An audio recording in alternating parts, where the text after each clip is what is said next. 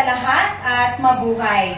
Nandito po tayo ngayon sa ating silid-aralan upang pasinayaan ang huling requirement sa aking pag-aaral sa Simeo Enote o Goro 21st na kung saan binibigyang diin ang mga makabagong estratehiya sa pagtuturo upang makakatulong sa pag-angat ng kalidad sa ating edukasyon.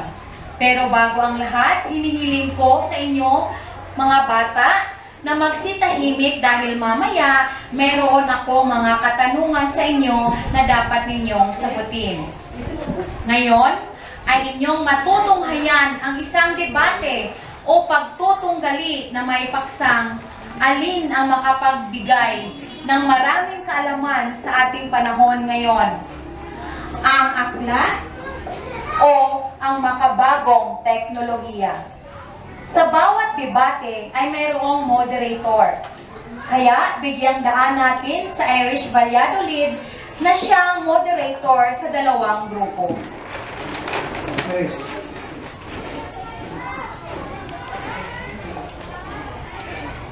Magandang buhay sa ating lahat. Nandito ako ngayon para maging moderator sa isang debate na may paksang alin ang makapagbibigay ng maraming kaalaman sa ating panahon ngayon, ang aklat o makabagong teknolohiya. Para sa unang salita, ang aklat ay ginagamit ng mga mag-aaral upang matutong bumasa, sumulat at magbilang. Ngayon nasa 21st century generation na tayo, gaano karami ba ang makukuha natin sa aklat? At gaano ba katotoon ang mga makabagong teknolohiya na ang may pinakamalaking naiambag na kaalaman sa mga kabataang katulad ko. Meron tayong dalawang panig ng proposisyon o panig na ang aklat ang dahilan kaya maraming kaalaman ang mga bata ngayon at oposisyon upang makabagong teknolohiya ang siyang makakapag-ambag ng malaking kaalaman sa mga mag-aaral.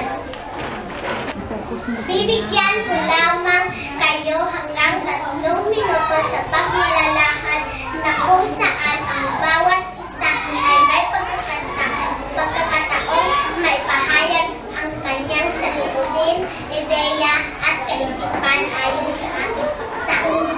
Ipakilala ko na po sa inyo panig sa ayong aklat sa sina Michelle Ganad, Anika Labarigo, Vincent Amini, Crystal Alarcon, Abigail Soriano, Kent Kirante, samantalang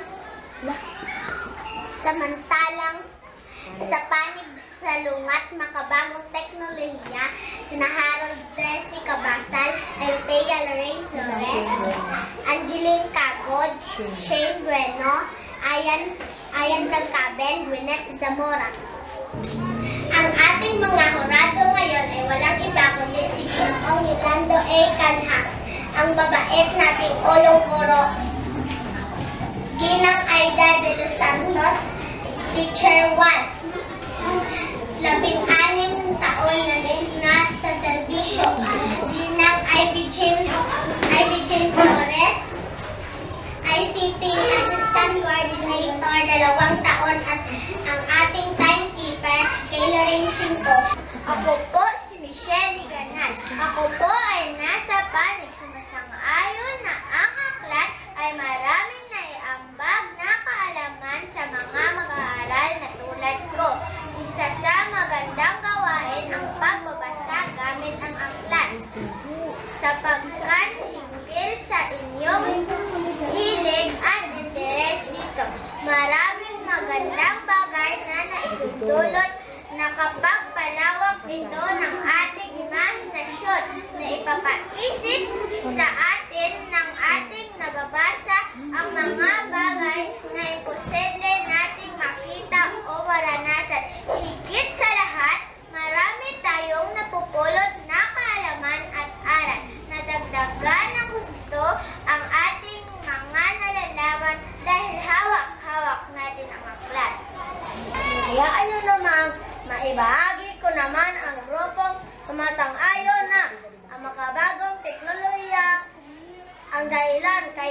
matalino ang mga bagong henerasyon.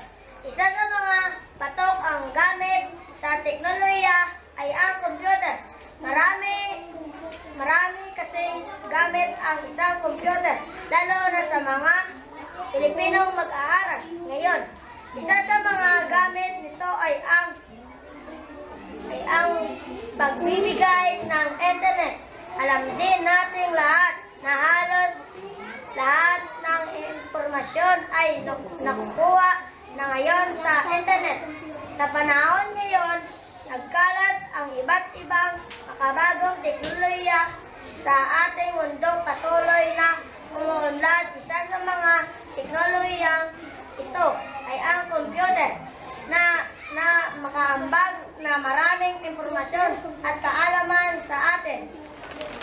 Tama ka, Aaron, na marami na ngang mga teknolohiya ngayon at isa na dyan ang computer. Pero gusto kong ipaalala sa iyo na ang ating mga magiting na bayani, lalong-lalo na si Dr. Jose P. Rizal, ay sumikat gamit ang aklat na Noli Me Tangere at El Filibusteris muna kung saan ay ipahayag niya ang kanyang salukubin laban sa mga dayuhang kapisan. Nailagdag naman ako sa mga sinabi ni Har. Kapag meron tayong mga takdang aralin, hindi na ako gumagamit ng aklat sa aming bahay, kundi ako nagsasaliksik gamit ang laptop ng aking ina. Napag-alaman ko na mas makulay, detalyado at makabago ang mga impormasyon aking makukuha. Madali pa akong natapos at nanood pa ako sa YouTube ng mga dance steps, movie at cartoons at iba pa. Tama ka tiyan na maraming impormasyon na maibigay ng makabuong teknolohiya tulad ng laptop o computer. Pero ang tanong kung ano ang mga negatibo ng epekto nito, hindi ba't nagkadulot ng magiging tamad sa mga mag-aaral dahil imbes na nagbasa ng aklat ay namamadaling tapusin ang takdang aralin upang makapaglaro ng mga downloaded games dahil doon nawalan na kayo ng gana sa pagbabasa ng gamit ng aklat. Tama ka, Dansan. Nakakawalang gana ang paggamit ng aklat dahil ang hirap-hirap maghanap ng takdang aralin. Kapag makabagong teknolohiya ang iyong gamit, lahat ng gusto mong malalaman ay maibigay sa iyo. Within nanoseconds na hindi kayang gawin ng isang aklat. Ang dali pa dahil mag-type ka lang ng gusto mong isaliksik at kapag nandiyan na igamit ang base lang, marami ka pang pagpipili ang sagot. Ang dali, diba? Kung pakinggang mabuti ang iyong sinabi, Angeline, ikaw ay isang batang tamad. Dahil lahat ng iyong kaalaman ay kinokopya mo lamang sa idea ng ibang tao na iyong makikita sa website. Hindi mo ba alam na pwede kang kasuhan ng plagiarism dahil sa pangungopya? Kaya para sa akin, mas maganda pa rin aklat ang ating gagamitin dahil lahat ng nakasulat dito ay totoo at mayroong patnubay ng DepEd kung anong mga dapat na competences ang matutunan nating mga bata. Dahil sa kababasa ninyo ng aklat, hindi ninyo nalalaman ang pangyayari sa social media noong nakaraang linggo sa Luzon na sikat. Dahil sa pagdadala ng 8 aklat sa bag araw-araw na operahan ng isang estudyante dahil nagkaroon ng problema sa kanyang spinal cord. Ayon sa sumuring doktor, ang paglalagay ng mabibigat na gamit tulad ng aklat sa bag at pagbubuhat nito araw-araw Kaya sang-ayon ako sa paggamit ng makabagong teknolohiya tulad ng tablet at cellphone. Dahil kahalintulad rin ang impormasyon na maibibigay nito sa akin at hindi pa ako magkakasakit at maoperahan sa kabubuhat araw-araw. Ako naman ay hindi sang-ayon sa iyo, Thea. Dahil ayon sa nabasa kong aklat na science, ang sobrang pag-expose sa mga bagay na radiation ay nakakasama sa ating mga mata at kalusugan. Hindi ba't ang mga teknolohiyang ipinagmamalaki ninyo ay merong mataas na radiation level? Kaya para sa akin, mas lalong magkakasakit ang mga bata kapag maaga pa silang ma-expose dito. Kaya karapat-dapat na aklat ang gagamitin dahil walang mata na masisira. Kung makakasira siya sa ating kalusugan, bakit parami ang gumagamit at bumibili ng mga computer, tablet at cellphone? Hindi ba't ang laging rason ng mga magulang ay para mayroong magagamit ang kanilang anak sa mga proyekto sa paaralan at para maging handa at advance sa pag-aaral? Dahil ang panahon natin ngayon sa 21st century generation na kung hindi ka makasabay sa malaking pagbabago, ikaw ay mahuli at walang alam. Ako ay hindi sang-ayon sa iyong sinabi yan. Kung wala bang teknolohiya na gamit ay walang mararating, bakit? Ang daming matatalinong guro, doktor, enhenyero at opisyal na sundalo ngayon na kung saan sila ay nagtapos naman na walang teknolohiya, lumaki pa sila na magalang at may takot sa nakakatanda at Panginoon. Hindi tulad ngayon na mga masasamang pag-ugali ang nakuha sa social media. Para sa akin, ang aklat ay punong-puno ng asal at kabutihan na hindi makikita sa makabagong teknolohiya. Aanin mo ang mga aklat na punong-puno ng aral at kabutihan kung hindi naman ito magagamit sa 21st century generation. Panahon na para lumipat kayo sa aming panig. Dahil tayo ay nasa makabagong panahon at nangangailangan ng makabagong teknolohiya para hindi mapag-iiwanan ng ibang maunlad na bansa. Nasa atin na kung gagamitin natin sama-sama ang teknolohiyang meron tayo.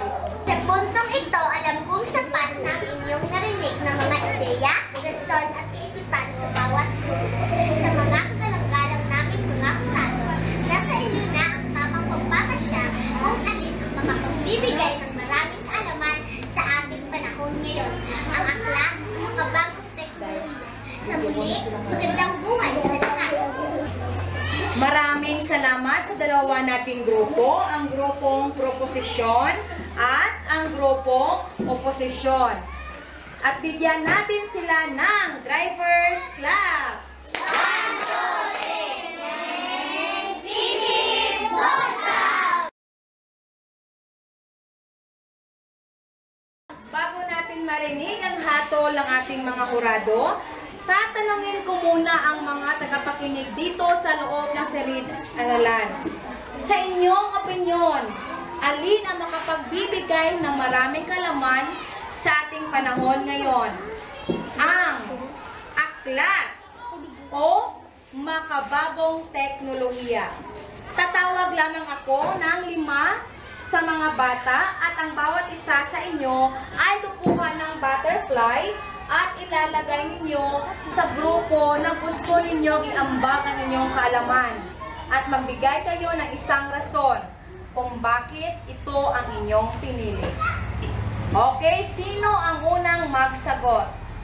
Ayan?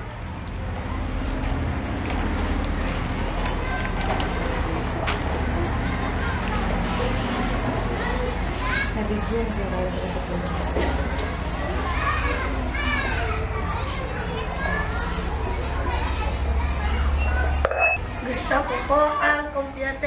dahil madali matapos ang aking assignment. Okay, ang gusto ni Ayan ay computer. Dahil daw, madali niyang matapos ang kanyang mga gawain. Okay, ngayon naman, sino pa sa mga tagapakinig ang sasagot? Casey.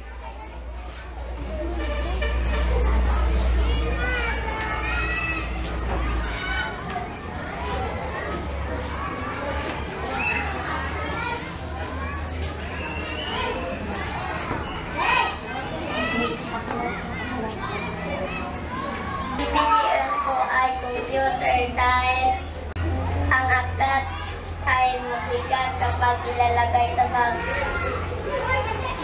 Oh, mabigat daw ang aklat, sabi ni Casey, kaya gusto niya ang computer o makabagong teknolohiya. Ngayon naman, ang ikatlong magbigay ng kanyang komento. Sino? Okay. Matt?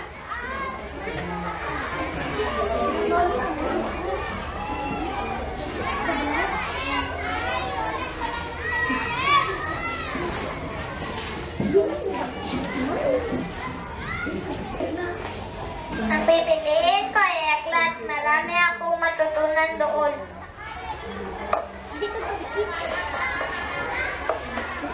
Okay, mas pinili niya ang aklat. O, isa namang tagapakinig. Sino pa sa inyo ang gustong magsagot? Okay, Kay.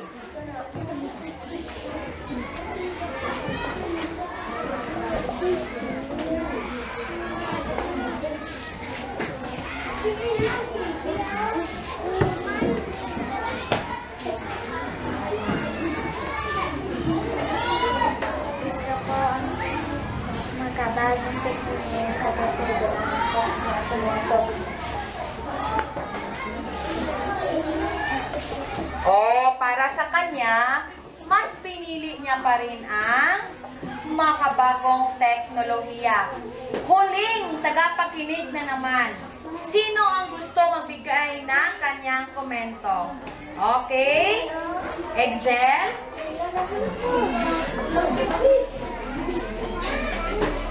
Sit kapti, alin ang sit?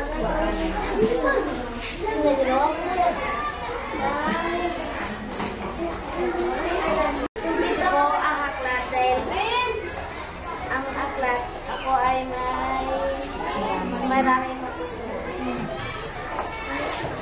Okay, marami daw siyang matutunan. Kaya ngayon naman, salamat sa inyong mga tagapakinig, sa inyong mga ideya.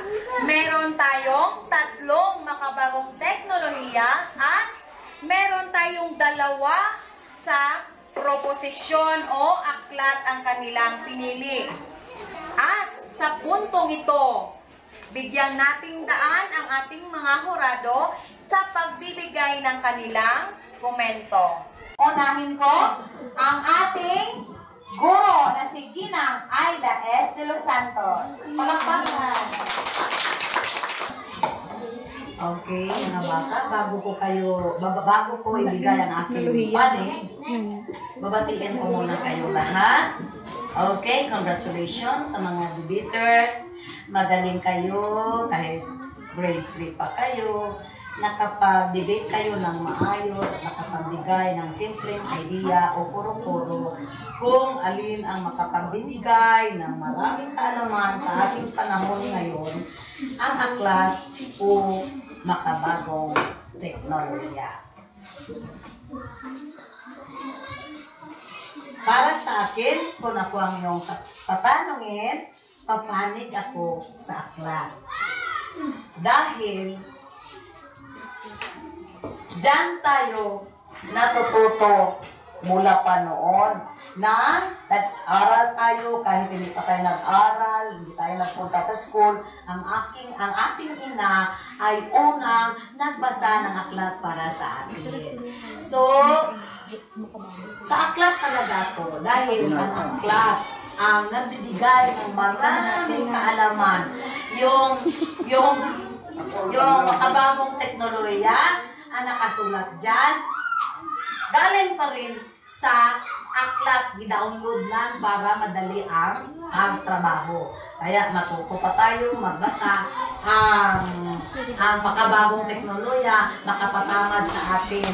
Hindi na tayo depende sa aklat dahil madali lang tayo mapindot-pindot. Pero ang aklat pa rin ang siyang nanguna sa akin. Okay, yan lang ang aking sasabihin sa inyo.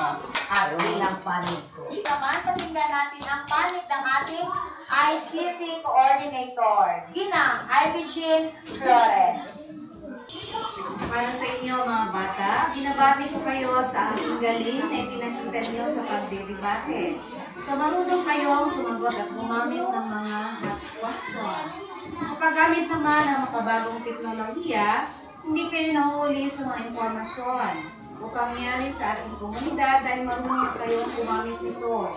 Nagre-research kayo di lamang sa aklat, ganoon na rin sa internet, sa alimang website na makapagbibigay ng mas bagong impormasyon at kaalaman na maibahagi at magamit araw-araw. So yan ang masasabi ko sa inyo, mga bata. Maraming salamat, Ivy Jean. At ang magbibigay ng hatol, ang ating unang guro, Sir Yolando A. Canha.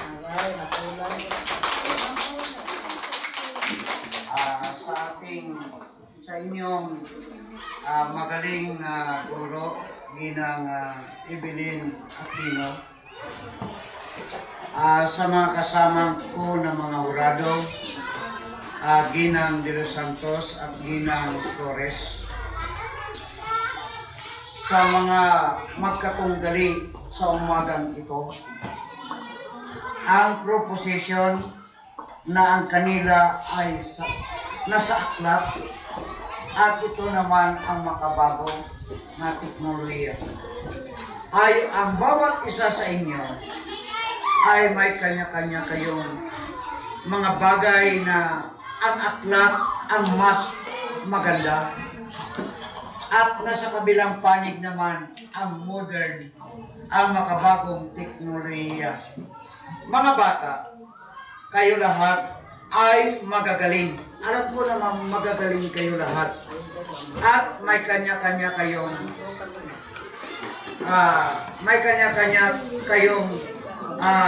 nalalaman, no? Marami kayong alam. Saludo ako sa inyo bilang ulong guro sa paralang ito. Saludo ako sa inyo na mga bata, na iyong 12 mga bata, bakit man magaling kayo.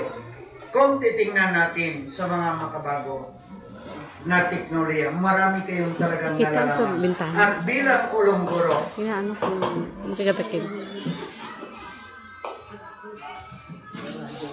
ang aking bibigyan ng mas maganda o pabor ang bagong teknolohiya. Bakit man ang bagong teknolohiya?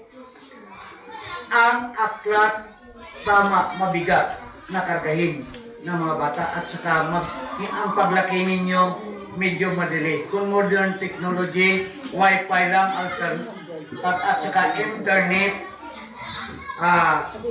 alam na ninyo ang lahat, hindi na kayo mag-research. Tingnan ninyo mga encyclopedia ngayon, kinakain na lang ng daga doon sa parador. Ano na lang dinadala ng mga bata? Laptop at saka internet. So, ang mananalo ay ang modern technology. Yan lang at mabuhay sa kita. Ayon sa sinabi ni Sir Yolando A. Canha, na ang nanalo ay ang makabagong teknolohiya. Okay. So, ngayon, kailangan na nating gumamit ng makabagong teknolohiya at gagamit pa rin naman. Hindi rin natin kakalimutan na importante rin na meron tayong mga aklat na gagamitin. At sa huli, magsitayo ang lahat at mag-shake hands tayo.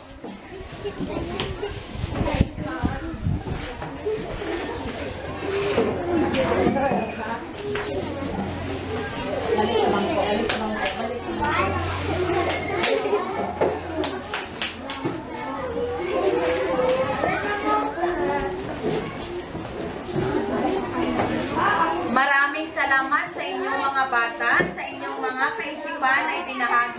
ngayong araw na ito. At sa inyo rin mga tagapakinig at sa inyong mahal na mga hurado, maraming salamat sa pagbigay ng panahon at pagtulong sa akin upang matapos ko ang debate ito. Sa muli, Merry Christmas at magandang buhay!